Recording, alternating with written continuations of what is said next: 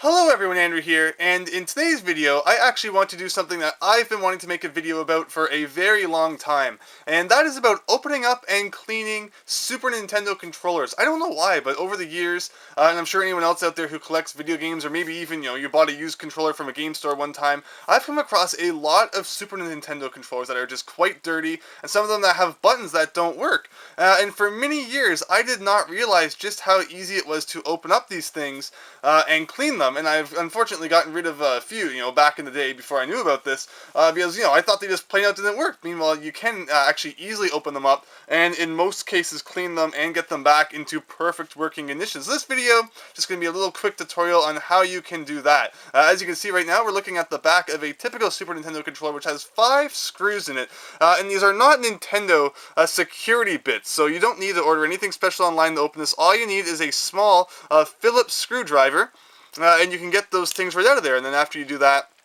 the back will just lift off nicely, and you'll be met with a board with a piece plugged into it. You don't have to unplug the piece that's connected to this board.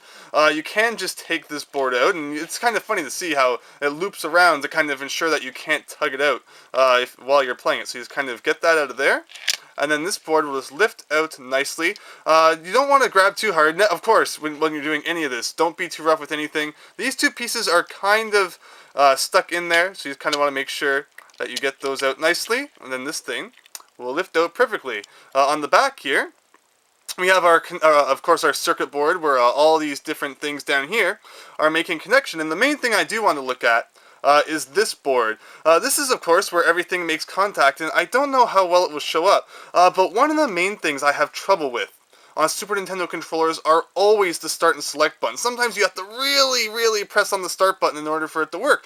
And you can see right here, this white line above where start is, there's a whole bunch of dirt that shouldn't be there on that white line, which is causing problems when you press down on the start button for it to make contact. And of course, the left, right, and left, down, up, right, and the other buttons don't get as dirty as that one, as those for some reason. I don't know what it is about the start and select buttons that always become a mess. Although all you want to do is just grab. It's not damp at all, just a wipe or whatever you have, something that you can just use to get the dirt off. Something that's not full of chemicals or anything like that. And you want to just go along the start button. I'm trying to make sure this is centered in the camera here, although at the same time I'm trying to clean it. So you can see all that dirt on that white line, and after just rubbing it for just a second, you notice that on whatever you're using to wipe it off, starts to have some dirt on it. So you can kind of see that you're cleaning it there.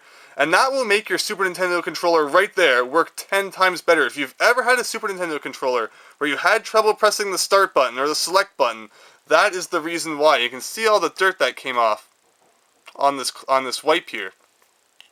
So that is kind of the main thing right there. Just take your Super Nintendo controller apart and clean those start and select buttons. You can clean the other ones as well, but I've never really had trouble with any of the other ones. It's always the start and select which don't work. So that right there will get you a long way towards making your Super Nintendo controller in like-new condition. So we'll just put the board off to the side for a second, and we can have a look down here at this. This may look kind of scary at first, although it's actually very simple. Super Nintendo controllers are really awesome. You can completely take them apart and put them back together, and it's super easy to do so. You will notice that these things come right out, and you'll never have to be afraid of putting them back in incorrectly, because there's these little kind of circle parts right here which fit in perfectly with tabs on the controller, so you can't accidentally go putting it in the wrong way, because pretty much no matter what way you try to put it in, it's going to be the right way, and you'll realize that because those lock in perfectly. But if you take out these pieces, you'll notice that that gives you direct access to the buttons. Now these things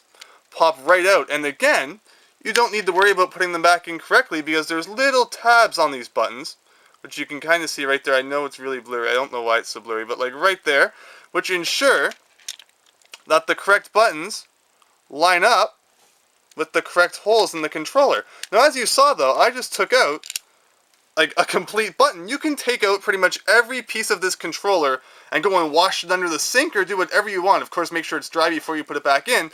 But say there's a whole bunch of gunk on them for some reason, or what you can even do is if you want to, you can like take them out and you can swap them with like pieces from a European or Japanese Super Nintendo, so you can kind of get the funky colored buttons in your North American Super Nintendo controller. And just the same, this pops out. Here's your start and select buttons. Look how you can kind of see dirt around that. Just go and wash that under the sink. And same with this thing. This, take that out. Again, you'll never put it back in the wrong way because you know that this kind of hole right here is going to line up perfectly with that thing right there. So you can do that. And then look what you have access to. You have access to your D-pad, and look how much gunk gets caked under that over the years. So it's a really kind of fun little project.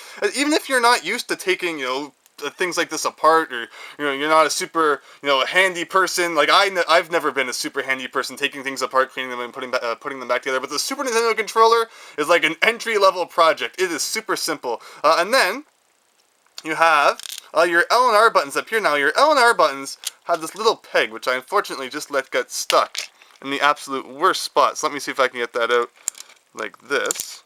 Just like that. There we go. So be careful, because your L and R buttons have these little pins here. You're not going to want to lose those. Of course, they're really hard to keep your hands on because they're so small. But these pins go in to these spots right here. And you'll notice your L and R buttons have this little hole where they slide right onto that pin and then back into place. So be careful, because your L and R buttons both have that, and that's kind of what keeps them in there. These little pads too can of course come out just like the rest of them. Clean those if you want, but again, L and R buttons usually don't have too much trouble making connection. It's always the start and select buttons that I have trouble with. But yeah, there you go. That's pretty much a completely disassembled Super Nintendo controller. So you can clean all those different connections on the board, make sure they're working perfectly, clean all your buttons to make sure there's no gunk under the D-pad, which it's funny, you don't really think about it. If you get a used controller, or maybe even your controller over the years after a lot of use, that gunk really gets in here. Like, even look around the edges. It's probably not going to show up too well on the camera, unfortunately, but you'll notice all around the crack where the two pieces of the controller meet, there's a lot of kind of brown gunk in there too, from, I guess, just sweaty hands, being so nervous about beating that final boss of, I was going to say Mario World, but I don't think anybody's nervous when they fight the final boss of Mario World. Fighting the final boss of that tough SNES game that you are playing. But yeah, that's just a nifty way that you can completely take these things apart and clean them. Of course, everything goes back together just as it came apart, and it's so hard to do it wrong. Even, I wish it would show up here. Can we get that to show up? The inside of the controller is actually really neat too, because you can't see it, unfortunately, because it's not focusing. But it says like purple, and there's an arrow pointing to these two spots right here, indicating that those are where the two purple buttons go. And there's a thing right here that says lavender with an arrow pointing to these two, indicating where the two lavender buttons go. And it even has the colors of the European and Super Nintendo controllers, where it says blue goes here, green goes here, yellow goes here, red goes here. So you'll never accidentally put a button in the wrong spot. So it handholds you so much that it's absolutely ridiculous. So if you're trying to, introduce yourself to the world of taking apart consoles or controllers, the Super Nintendo is like super entry level, and I cannot recommend doing this enough. Even if you just have a Super Nintendo controller at home, there's like a 0% chance of breaking this unless you're really rough with the circuit board and kind of yank it out, which shouldn't happen if you're being careful. And of course, make sure everything's dry before you put this back together. But otherwise, you can take this apart, put it back together, have it cleaned in like 15 minutes, of course, if you do wash things underwater, make sure they're dry. Now that might extend the time a little bit, but overall, regardless of if it's working or not, you might want to, take yours apart just for fun and have a look, especially if you plan on doing like a speed run or something like that. You don't want your controller crapping out, your start button breaking at the worst time, so it never hurts to just give it a clean up if you've had it since back in the 90s and haven't cleaned it since. But there you go, and you can just put everything back together. Of course, I didn't actually clean anything in this video, but I mean, really, you can clean anything underwater. It's actually not super tricky. Because, again, it's all just plastic pieces. It's not like, as long as you don't put the circuit board underwater, don't do that. But everything else is just plastic. So you can easily clean that without any worry of the water damaging it. So you put that back together like that. Make sure you put your start and select button back in there. Very hard to do this with my left hand as I hold the controller with my right hand. Get that back in there just like that. You'll notice there's a little piece of plastic, and there was a hole in that piece so that it fits all together perfectly.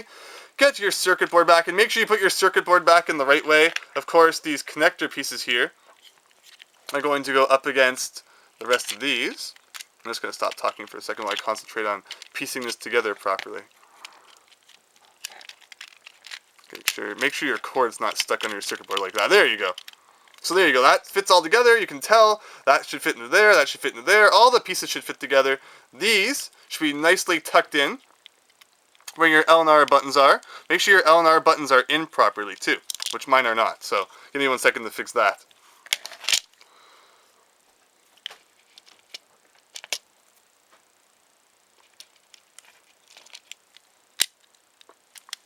There you go. Everything should be nice and snug in there. Make sure your L and R buttons are tucked underneath. You can see this little tab here is underneath the plastic. Both of them should be in those pegs there. This thing, just wrap it back around as it was originally. So first, it goes up, and then down, and then up again. And then just like that, you have put your Super Nintendo controller back together. And you'll know that you did everything correctly if this fits back together perfectly, which hopefully it should in this case. Let me see here. Let me see. Make sure your controller is tucked down nicely. That's definitely the biggest problem there. Also, one thing I did one time was I put the L and R buttons back in the wrong spot, and your controller will not go back together nicely if your L button is where the R one should be and your right button is where the L one should be. So make sure that is correct as well. Just all these tips from someone who's taken a lot of Super Nintendo controllers apart, and it should go back together quite nicely. Let's just make sure. Again, it's hard to do this on video because I have this tripod in front of me, and I'm not used to having to do it like this. Okay, so we got it like that.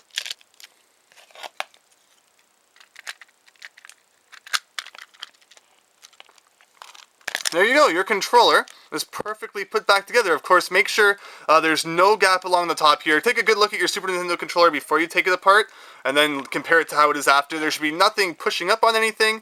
Everything should be snapped together perfectly, and it should look like this when you're done. Otherwise, you may have not put something back correctly, or something may just be sticking up a little bit, or this cord, especially right now because I'm trying to do this on video, gave me a little bit of trouble. But make sure everything is snapped back together perfectly. When you're putting it back together, make sure that it's not sitting on a flat surface, otherwise it will be pushing up on the buttons, and it will be pushing up on the circuit board, making it more difficult for you to snap back together. But otherwise, there you go, you have completely taken apart your Super Nintendo controller. Hopefully you've cleaned everything unlike I did in this demonstration. I mean, I cleaned the start button. And then all that's left to do is put your 5 screws back in. Make sure those stay somewhere safe and you don't lose them during the process. But just like that, you have made your Super Nintendo controller good as new. And it's a really simple project, and it's something I've wanted to make a video about for a long time, because so many people just don't know that you can do that, and it's a really nifty thing to be able to do. Put your Super Nintendo controllers back to perfect condition, especially if you come across one with a start button that hardly works, because that's the worst thing, when you can't even either start the game or pause when you need to. So definitely, I'm getting excited now as I'm slapping the tripod here, but yes, definitely give that a shot if you are feeling adventurous, or if you have Super Nintendo controllers that need cleaning. So with that, I think that's all for this demonstration. Let me know what you think down in the comments. Is there anything that you particularly do when you take apart your Super Nintendo controllers? Is there anything that I forgot to mention? I don't think there is, but otherwise, thank you very much for watching. I hope that you enjoyed this. I hope that you found it helpful, and I hope to see you next time for something different. So thanks, and see you later.